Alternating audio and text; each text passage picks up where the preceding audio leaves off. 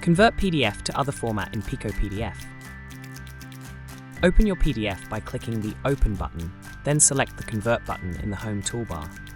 Choose a file format from the drop-down menu. After selecting a save location, click Save to begin the conversion. Continue watching this tutorial for additional details on how to convert a PDF to another format with PicoPDF.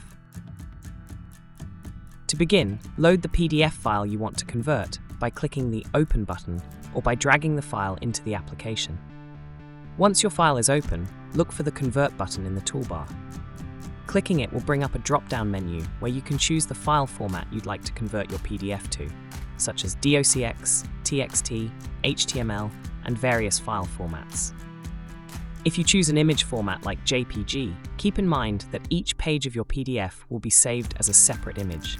You'll be prompted to choose a folder to save the converted files. You can either select an existing folder or create a new one. After choosing the location, click Save to start the conversion. Once the conversion is complete, a prompt will appear at the bottom of the window.